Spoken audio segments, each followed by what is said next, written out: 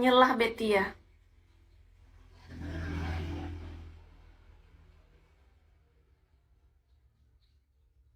Sampai gitu matanya.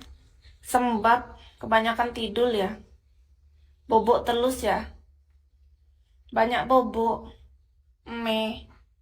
Oh tuh tuh tuh tuh. Oh tuh. Oh tuh tuh tuh tuh. Datang si bawel.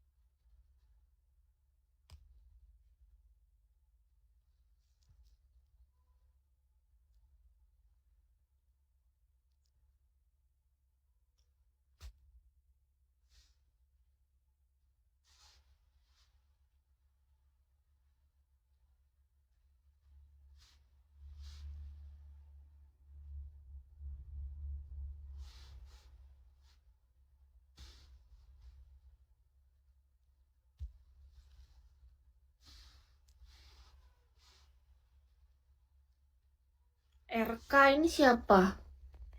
Ada di room ini kah olangnya?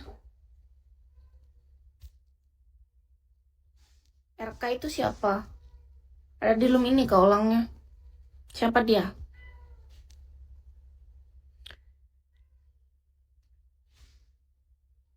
Siapa RK itu?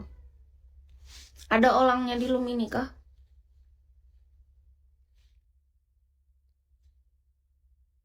Ketiduran. Kayak didongengin dong sampai ketiduran. Kirain lama nggak ngobrol, top up dia. Tahu-tahu malah ketiduran. Kalau top up senang juga kan? Hidup sendiri itu lebih nyaman ya, Kis. Iya, Kak. Udah 7 tahun loh, Kak. Jadi akhirnya udah beradaptasi. Sudah nerima keadaan. Lebih tepatnya tuh udah ikhlas. Udah ikhlas menerima keadaan apapun itu sebenarnya. Tapi kalau ditanya sepi, apalagi malam, biasanya malam sebelum tidur itu momen yang paling gitulah pokoknya. Iya, sudah beradaptasi tapi tetap terus tiap malam tuh harus belajar terus untuk gimana caranya Acu harus tidur nih, tidur gitu. Jadi kayak selalu diusahakan tiap malam. Tiap malam itu momen dimana kita harus berusaha untuk bisa tidur nyenyak gitu. Tanpa ada siapapun. Malam itu momen yang kalau kalau pagi sampai sore kan kita aktivitas. Kayak gini misalnya nanti habis sialan, aku misalnya bersih-bersih rumah, aku masak atau aku nyapu, ngepel, nyetrika, cuci piring kayak banyak, aku gosok toilet atau apapun lah aktivitas di rumah ya kan. Nah, sore-sore kan kelal tuh, terus habis itu aku mandi sore, terus malam aku lap lagi bentar. Nah, habis itu kelal itu udah pusing tuh, udah mulai aduh nggak bisa langsung tidur. Jadi biasanya cuy scroll HP dulu 1 jam, habis itu HP-nya disimpan dicas, baru mulai cali-cali tidur gitu. Karena rata-rata kis tidur jam 11 malam, terus bangunnya jam 6 pagi. Kenapa kis tidur jam 11 malam, bangun jam 6 pagi? Sebenarnya gara-gara kebangun subuh lagi. Jadi rata-rata jam 2 3 subuh tuh bangun.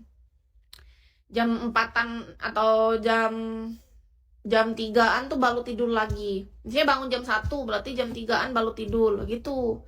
Jadi rata-rata kebangun kalau tidurnya jam 11. Tapi kalau tidurnya jam 1 malam, bangunnya pas jam 6 atau jam 7 pagi gitu. Paling lambat jam 7 bangun. Tidurnya nyaman, Kis. Lumayan. Tapi kalau dibilang nyenyak banget sih enggak. Kalau contoh orang tidur nyenyak tuh kan dia nggak ada bangun-bangun ya. Nah, kalau Kis itu tidurnya tuh kebangun. Lata-lata tuh biasanya bangun di subuh.